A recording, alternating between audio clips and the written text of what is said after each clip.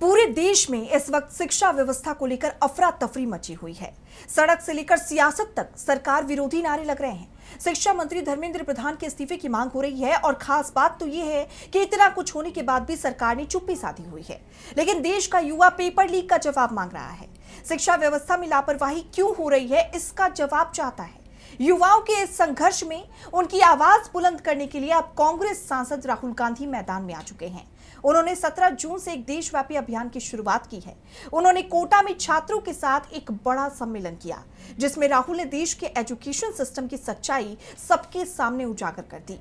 इस दौरान राहुल ने छात्रों से उनका पक्ष तो सुना ही, साथ ही मोदी सरकार पर भी जमकर निशाना साधा। उनके इस अभियान का केंद्र शिक्षा व्यवस्था, प्रतियोगी परीक्षाओं में पारदर्शिता, विशेष रूप से नीट यूजी पेपर लीक विवाद है। कोटा का दौरा करने के बाद युवाओं को लामबंद करने के लिए राहुल गांधी अब प्रयागराज, पटना और दिल्ली जैसे प्रमुख शिक्षा केंद्रों का दौरा करेंगे। यहीं से सवाल उठता है कि राहुल ने अपनी नई मुहिम के लिए शिक्षा के इन्हीं 4 बड़े केंद्रों को ही क्यों चुना?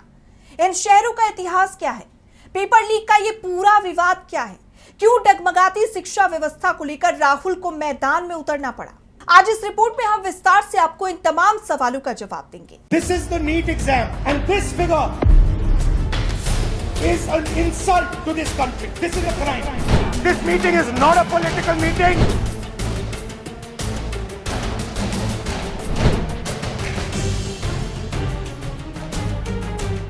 दरअसल राहुल गांधी ने अपने अभियान की शुरुआत राजस्थान के कोटा से की और आने वाले दिनों में वो प्रयागराज, पटना और दिल्ली का दौरा करेंगे।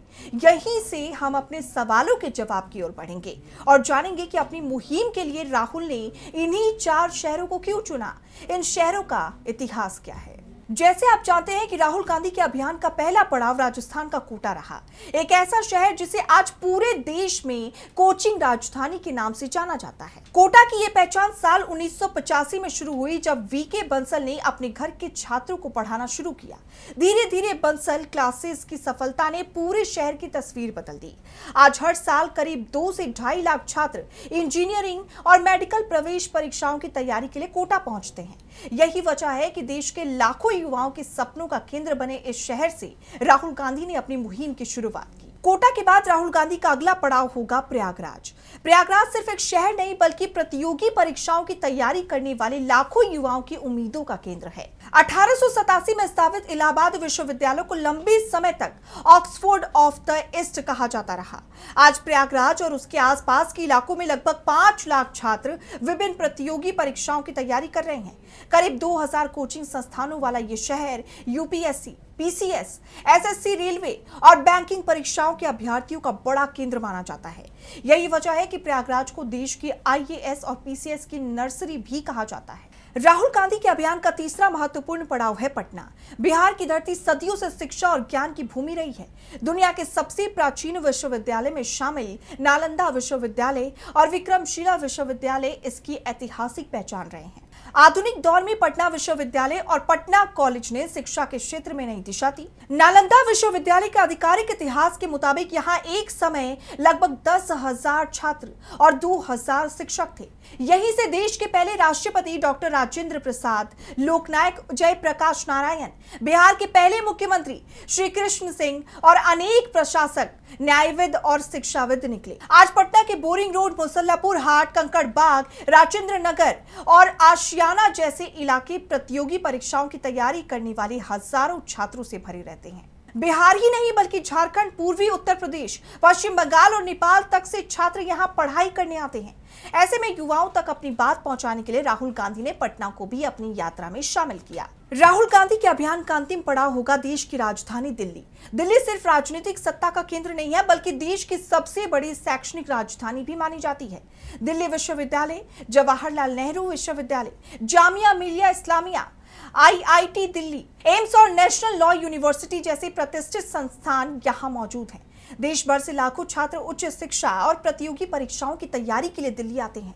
यही कारण है कि राहुल गांधी ने अपनी यात्रा का समापन भी दिल्ली में करने का फैसला किया है। अब बात उस मुद्दे की जिसने पूरे देश में शिक्षा व्यवस्था पर सवाल खड़े कर दिए। दरअसल विवाद की शुरुआत मई महीने में हुई।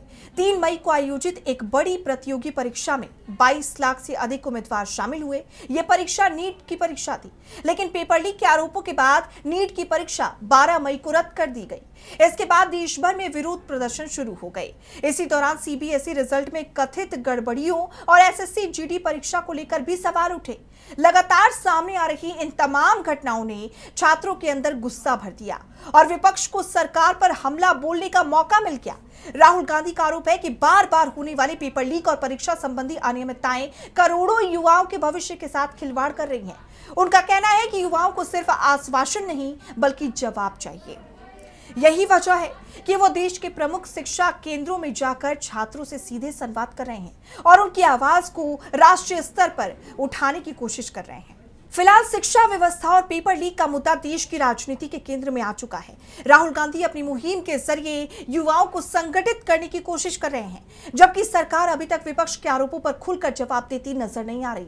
ऐसे में सबसे बड़ा सवाल यही है कि क्या छात्रों को उनके सवालों का जवाब मिलेगा और क्या आने वाली परीक्षाएं बिना किसी विवाद और गड़बड़ी के खत्म हो पाएंगी। फिलहाल सभी की नजरें 21 जून को होने वाली नीट री एग्जाम परीक्षा पर टिकी हुई हैं।